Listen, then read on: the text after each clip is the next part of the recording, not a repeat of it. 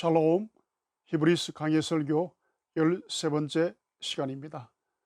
오늘 말씀은 담대할 때와 기다릴 때라는 제목으로 말씀을 나누겠습니다. 본문 말씀은 히브리서 10장 32절에서 36절까지 말씀입니다. 봉독하겠습니다. 전날에 너희가 빚을 받은 후에 고난의 큰 싸움을 견뎌낸 것을 생각하라. 혹은 비방과 환난으로서 사람에게 구경거리가 되고 혹은 이런 형편에 있는 자들과 사귀는 자가 되었으니 너희가 갇힌 자를 동정하고 너희 소유를 빼앗아 가는 것도 기쁘게 당한 것은 더 낫고 영구한 소유가 있는 줄 알미라. 그러므로 너희 담대함을 버리지 말라. 이것이 큰 상을 얻게 하느니라. 너희에게 인내가 필요함은 너희가 하나님의 뜻을 행한 후에 약속한 것을 받기 위함이라. 아멘. 성도가 이 땅을 살아가면서 신앙을 지킨다는 것은 담대해야 할 때가 있고 기다림의 인내가 필요할 때가 있다는 의미인 것입니다. 담대함과 기다림, 오늘 본문에서 말하는 핵심 키워드가 바로 이 담대함과 기다림입니다. 담대함과 기다림이 신앙의 두 바퀴처럼 서로 균형을 이룰 때 실패하지 않는 신앙생활을 할 수가 있습니다. 히브리서 성경 본문에서 말씀하는 이 담대함의 뜻은 무엇일까요? 35절에 보면은 그러므로 너희는 담대함을 버리지 말라. 이것이 큰 상을 얻게 하느니라고 말씀하셨습니다. 이 담대함의 헬라 파라레시아는 이 두 가지 뜻이 있습니다. 첫 번째 뜻은 연설이나 이 말에서 유래를 했습니다. 즉 끊김없이 자유롭고 대담하게 솔직하게 말하는 것을 가리키고 있습니다. 두 번째, 이 담대함의 뜻은 자신감, 확신을 의미합니다. 고난과 비난 가운데서도 가지는 확신과 용기 있는 신앙이란 의미를 가지고 있습니다. 비난은 사람을 바라보고 눈치를 보지 않고 하나님을 바라본다는 증거인 것입니다.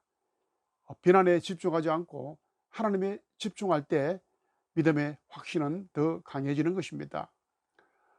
즉 담대함이란 믿음에 대한 확신과 이 자신감을 가지고 이 복음에 대해서 끊김없이 대담하고 명쾌하게 말하는 것입니다. 하나님께서 우리에게 요구하시는 것은 능력이나 도덕적으로 완전함을 요구하는 것이 아닙니다. 하나님께서 요구하시는 것은 믿음 안에서 갖는 하나님에 대한 확신, 즉 고난이 왔을 때 믿음의 담대함을 가지는 것입니다. 그러나 하나님께서는 인간이 가지고 있는 도덕적 그 한계를 잘 알고 계십니다. 실수할 수밖에 없는 인간의 존재를 하나님께서는 아시는 것입니다. 멀리서 바라보면 아름답던 그 장미꽃도 가까이 다가가면 가시와 벌레 파먹은 꽃이 보이는 것입니다. 마찬가지로 가까이 가서 보면 실수와 상처 투성이의 모습이 바로 인간들의 모습인 것입니다. 인간이 어떻게 스스로 이 담대함을 유지할 수가 있겠습니까? 현실을 바라보면 거의 불가능해 보입니다. 그러나 아픔보다도 더 큰 소망이 있다면 그 아픔을 견딜 수가 있습니다. 이 땅의 아픔을 덮어버리는 강력한 무기, 이 담대함을 가지는 영적 비결은 바로 천국의 소망을 두는 것입니다. 34절이 이것을 증언하고 있습니다. 34절 말씀, 너희가 갇힌 자를 동정하고 너희 소유를 빼앗기는 것도 기쁘게 당한 것은 더 낫고 영구한 소유가 있는 줄 알미라. 더 낫고 영구한 소유가 있는 줄 알미라고 했습니다. 이 말씀은 소망이 이 땅에 있지 않고 바로 하늘에 있음을 말씀하고 있는 것입니다. 땅의 것들에 집착하면 자신의 것이 없어지는 상황에 사람들은 절망하고 맙니다. 그러나 더 낫고 영구한 소유, 즉 하늘의 기업에 있음을 아는 사람들은 이 세상에 있는 것들에 그렇게 크게 연연해하지 않습니다. 이 말씀은 또 유대교에서 기독교로 개정했던 성도들인 히브리 수신자들이 모든 그 재산마저도 다 빼앗기는 고난을 이겨냈던 것은 바로 맑은 영적 눈으로 하나님을 바라보았기 때문인 것입니다. 결국 이 본절의 말씀은 이 땅에 사는 우리 성도들에게 시련과 고난을 극복할 수 있는 영적 비결을 우리에게 말씀하고 있는 것입니다.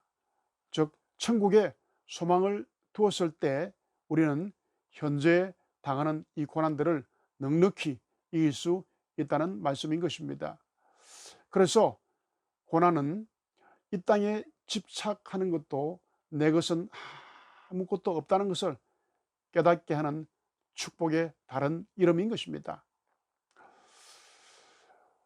히브리 저자는 유대교에서 기독교로 개종했던 히브리 그리스도인들에게 32절에서 전날에 복음의 빛을 받은 후에 라고 그렇게 말씀했습니다. 이 말은 즉 예수를 알고 난 후에 고난의 큰 싸움을 견뎌내고 이 영광 소유 즉 천국을 가졌다는 것을 말씀하고 있는 것입니다.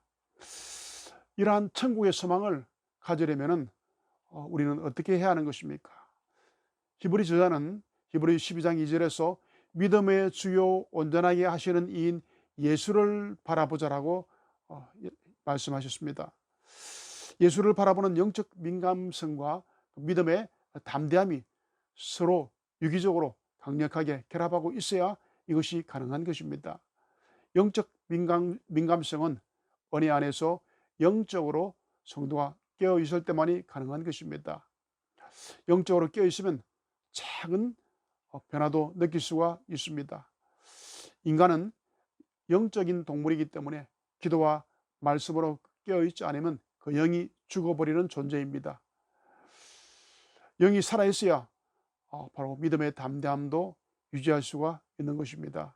영이 죽으면, 영에 둔감해지면 어떤 결과가 있습니까? 성경에서 잘 나와 있지 않습니까?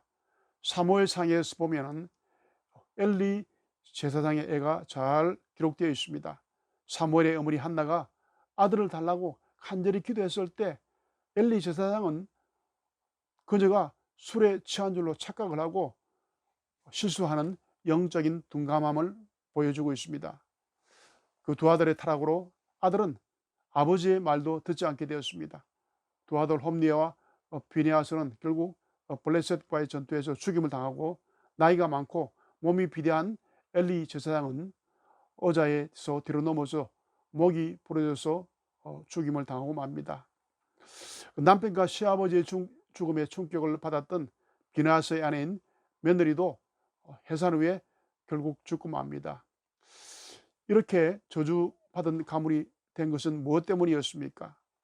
비대한 엘리 제사장은 영적 민감성을 상실해서 믿음의 담대함을 잊어버렸기 때문인 것입니다. 개인이든 교회든 외적 비대함이 내적 민감성을 상실하게 만드는 것입니다. 성경이 말하는 담대함이란 시련과 역경 속에서 그리스도를 위한 삶을 굽히지 않는 것을 의미합니다. 고통의 상황에서도 믿음을 지키려고 애쓰는 사람이 바로 담대한 사람입니다. 이것을 우리에게 메시지로 던지고 있는 것입니다. 찬란한 무지개는 비바람이 지나야 볼 수가 있는 것입니다. 비바람 후에 오는 무지개의 소망이 비바람을 견디게 하는 것입니다. 주님이 인정하시는 담대함은 우리가 지식이나 세상적 지위나 학벌이나 건강이 아닌 것입니다. 담대함은 고난 가운데서도 오직 소망의 그리스도를 바라봄으로써 우리가 얻을 수가 있는 것입니다. 그래서 히브리서 12장 2절에서 믿음의 주요 또 온전하게 하신 인 예수를 바라보자고 말씀했던 것입니다. 저는 그 앞에 있는 즐거움을 위하여 십자가를 참으사 부끄러움을 개의치 아니하시더니 하나님 보좌 우편에 앉으셨느니라. 성도의 신앙이 담대해지는 것은, 그 비결은 바로 예수를 바라보고 천국 소망을 가지는 것입니다. 요한복음 16장 33절에서 예수님께서 이렇게 말씀하셨습니다. 이것을 너희에게 이루면 너희로 내 안에서 평안을 누리게 하려 함이라. 세상에서는 너희가 환난을 당하나 담대하라. 내가 세상을 이겼노라. 세상을 이기시고 십자가의 고통을 이겨내시고 하나님 보좌 우편에 앉아 계신 예수를, 주님을 바라보라고 말씀하고 계신 것입니다. 담대함의 근원은 바로 이 천국의 소망입니다. 담대함의 근원은 상 주시는 이인 예수님을 바라보는 것입니다. 히브리서 12장 6절에서 하나님께 나아가는 자는 반드시 그가 계신 것과 또한 그가 자기를 찾는 자들에게 상 주시는 이심을 믿어야 할지니라고 말씀하고 있습니다. 두 번째로 이 땅에서 신앙을 지키며 살아간다는 그 의미는 하나님의 때를 기다리며 인내해야 할 때가 있다는 것을 의미하고 있는 것입니다.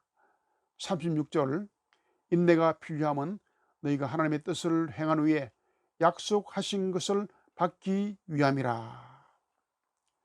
우리가 하나님의 뜻을 행한 후에 약속하신 것을 받기 위해서 바로 이 인내가 필요하다고 말씀하고 있습니다. 인내가 없으면 주의 말씀을 듣고 믿음으로 그것을 받아들인다고 해도 열매를 맺지 못하는 것입니다. 들은 말씀이 열매로 나타나게 하려면 바로 인내가 꼭 필요한 것입니다. 믿음과 인내는 별개로 따로 존재하는 것이 아닙니다. 하나님에 대한 믿음이 결국 인내의 원천이 되기 때문인 것입니다.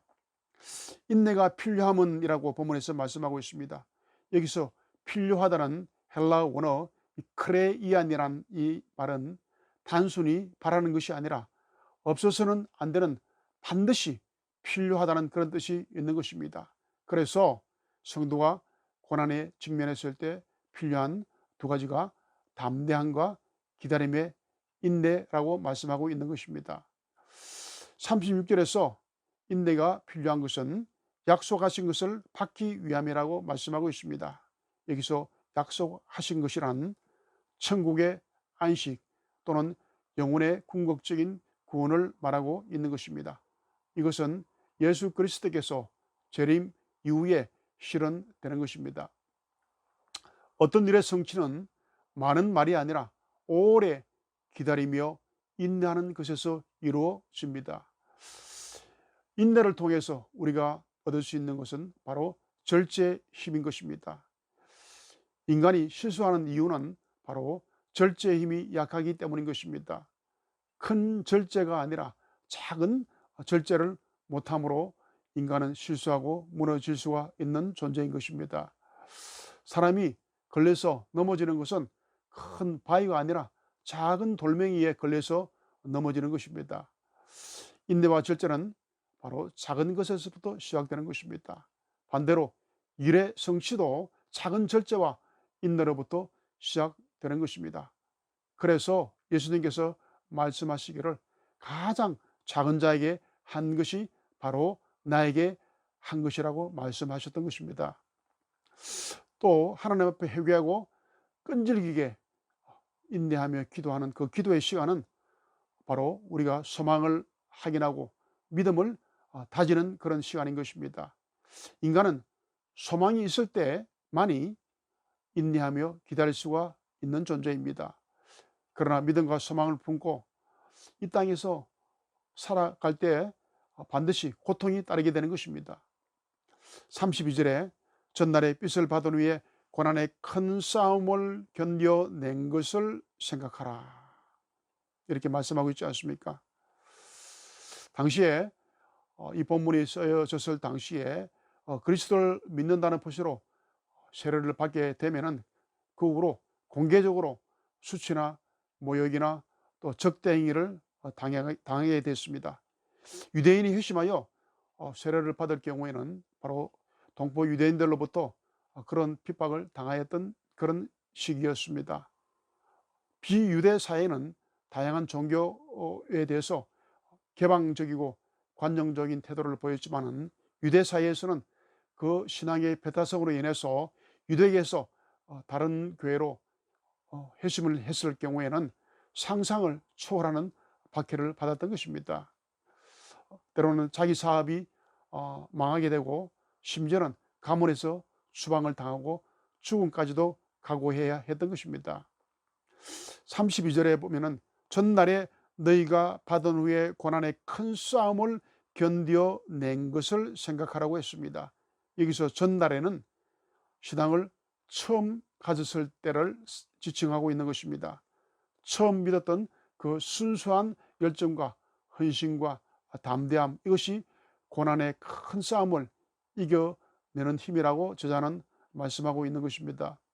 저자는 고난 중에도 처음 가졌던 예수 그리스도에 대한 그 순수한 열정, 신앙이 큰 고난을 이겨낼 것이라고 히브리 성도들을 위로하고 또 격려하고 있는 것입니다. 고난의 순간에 하나님을 바라보는 이 담대함은 결국 우리에게 최종적으로 영원한 승리를 안겨주게 될 것입니다. 35절은 그것을 가리켜서 큰 상이라고 말씀하고 있습니다. 35절, 그러므로 너희가 담대함을 버리지 말라. 이것이 큰 상을 얻게 하느니라. 이 상이란 말이 오늘 히브리서 본문 35절과 히브리서 11장 6절 그리고 히브리서 11장 26절에서 세 번이나 강조되고 있는 말씀입니다. 특히 바울은 상을 가리켜서 의의 면류관이라고 말했습니다. 히브리서 11장 6절에서는 자기를 찾는 자들에게 상 주시는 이심을 믿어야 할지니라고 했고, 히브리서 11장 26절에서 그리스도를 위하여 받는 능력을 애굽의 모든 보화보다 더 큰 재물로 여겼으니 이는 상 주시는 이심을 바라봄이라고 그렇게 말씀하고 있습니다. 디모데후서 4장 7절과 8절에서 순교를 앞둔 바울의 고백은 믿음의 담대함을 정확하게 관통하는 유언과도 같은 그런 말씀이었습니다. 디모데후서 4장 7절과 8절, 나는 선한 싸움을 싸우고 나의 달려갈 길을 마치고 믿음을 지켰으니 이제후로는 나를 위하여 의의 면류관이 예비되었으므로 그날에 내게 주실 것이며 내게만 아니라 주의 나타나심을 사모하는 모든 자에게 오느니라.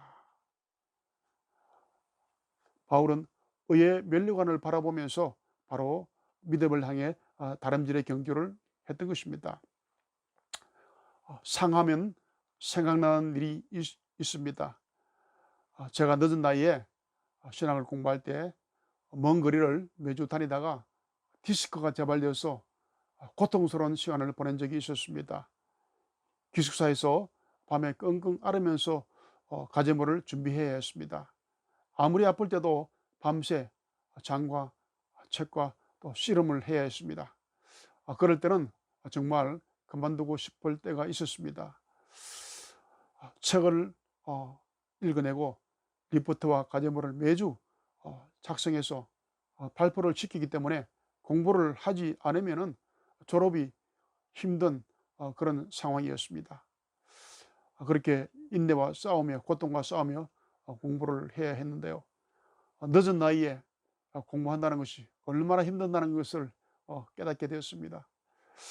공부에만 또 집중할 수 없는 다른 문제가 또 있었기 때문이었습니다.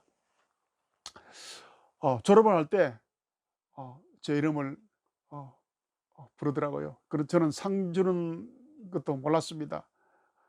총장님이 상을 주는 이유를 공개적으로 졸업식 때 읽었습니다. 그 내용이 이렇습니다. 비가 오나 눈이 오나 부산에서 경기도 이천까지 그 먼 거리를 힘들게 다니면서 하루도 결석하지 않고 성실하게 학업을 마쳤으므로 상을 준다. 그렇게 적혀 있었습니다. 때론 포기하고 싶었을 때도 있었을 것이라는 위로도 함께 그렇게 적혀 있었습니다. 그 상의 이름이 테테레스타이였습니다. 즉 원어로 특별상이라는 그런 의미였습니다. 그 특별상을 받고 저는 천국에서 바울이 말한 면류관이 바로 이런 것이겠구나, 그런 생각을 했던 적이 있었습니다. 종이 상장 한 장도 이렇게 마음이 기쁜데 천국의 상은 어떨까, 그런 생각을 해보았습니다. 그런데 그 총장이 바로 제 친구였습니다. 그 친구는 70년도 말에 20대 초반의 나이에 부산 동상동에 있는 작은 교회에서 전도사 생활을 시작했습니다.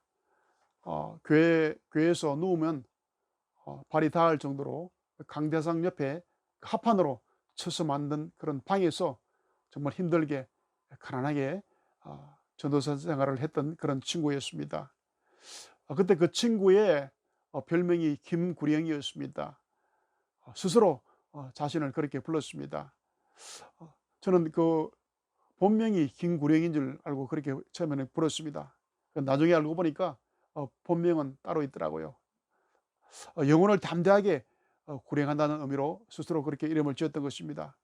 본명 김택수보다 김구령이라는 이름으로 저는 그렇게 불렀습니다. 그 친구가 그때 손가락을 칼로 베어서 혈서를 적었습니다. 그 혈서의 내용이 학사 애사였습니다. 학사 공부하다 죽겠다. 애사 사랑하다 죽겠다. 그런 혈서를 적었는데 그때는 제가 그것을 모르고 있다가 나중에야 알게 되었습니다. 그 친구는 용인에서 담임 목사라 부임할 때 부목사님들도 똑같이 부목사님들과 담임 목사의 사례를 똑같이 책정을 했다고 합니다. 오늘날처럼 기독교가 욕을 먹는 그런 시대에 정말 존경받을 만한 그런 일이 아니겠습니까? 그런 열정과 순수한 믿음의 담대함이 어려운 환경을 이겨내고 하나님께 기세게 만들었던 것입니다. 울며 기다리며 믿음의 씨를 뿌리는 자는 반드시 열매를 거두게 되는 것입니다. 신앙을 지키며 살아간다는 의미는 담대해야 할 때가 있고 기다림이 필요할 때가 있다는 것입니다.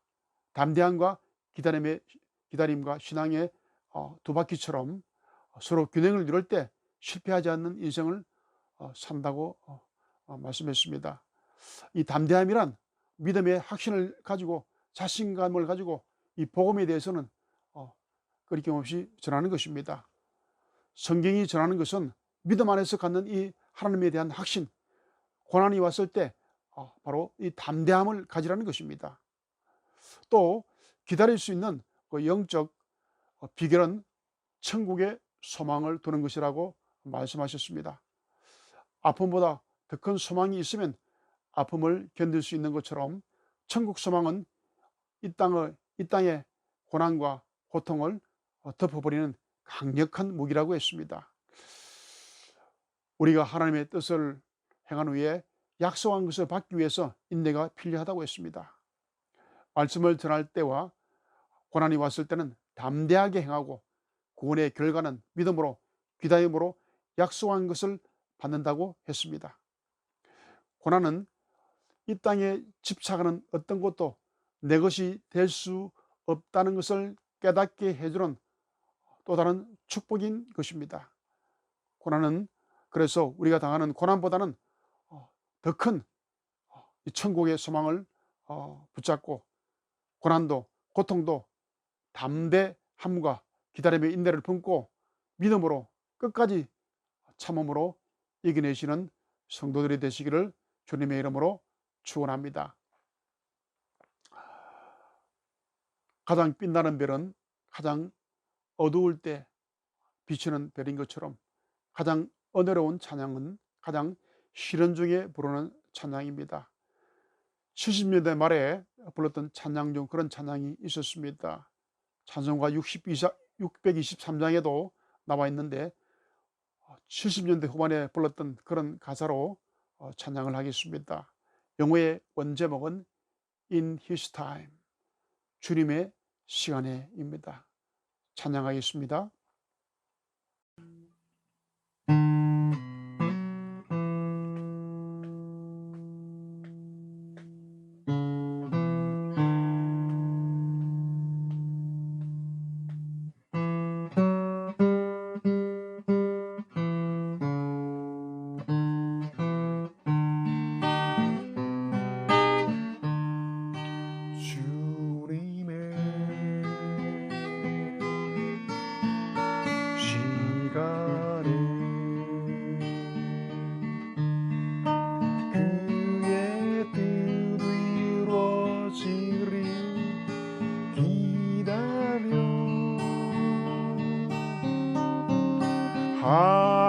하루하루 살 동안 주님 인도하시리.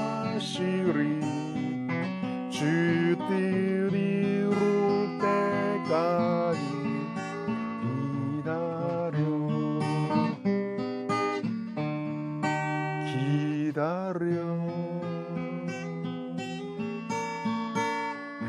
그때를 그의 뜻 이루어지리. 기다려 주의 뜻 이루어질 때 우리들의 모든 것 아름답게 변하리. 기다려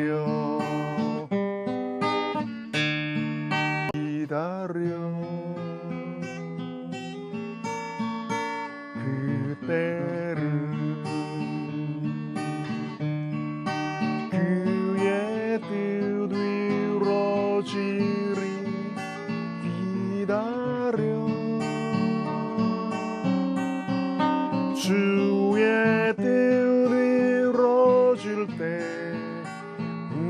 우리들의 모든 것 아름답게 변하리. 기다려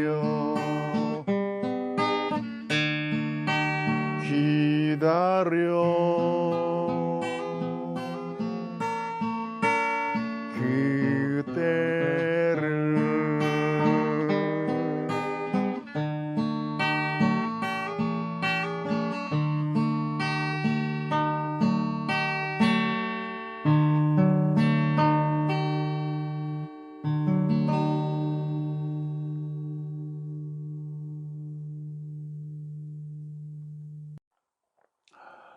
기도하겠습니다. 신앙을 지키며 살아간다는 것은 담대해야 할 때가 있고 기다림이 필요할 때가 있다는 것이라고 했습니다. 고난의 순간에도 믿음 안에 갖는 하나님에 대한 확신, 즉 고난이 왔을 때 믿음의 담대함을 잃지 않게 우리를 도와주시옵소서. 우리의 아픔보다 큰 소망, 천국 소망이 이 땅의 아픔을 덮어버리는 우리의 강력한 무기가 되게 하여 주시옵소서. 우리의 소망은 이 땅이 아니라 하늘에 두게 하여 주시옵소서. 믿음의 담대함과 확신을 가지게 하시고 결과는 인내함으로 기다리는 성숙한 성도가 되게 우리를 도와주시옵소서. 말씀을 전할 때와 고난이 왔을 때는 담대하게 행하게 하시고 구원의 결과는 믿음으로 기다림으로 약속한 것을 받는 성도가 되게 하여 주시옵소서. 고난이 이 땅에서 어떤 것도 내 것이 없다는 것을 깨닫게 해주는 축복의 다른 이름이 되게 하여 주시옵소서. 우리가 당하는 고난보다 더 큰 천국의 소망을 붙잡고 고난과 고통도 담대함과 기다림의 인내를 품고 믿음으로 이기는 성도가 되게 축복하여 주시옵소서. 우리를 구원하신 예수님의 이름으로 기도드리옵나이다. 아멘. 오늘은 담대할 때와 기다릴 때라는 제목으로 말씀을 함께 나누었습니다. 다음 시간에도 히브리서 말씀으로 계속해서 함께 나누겠습니다. 감사합니다.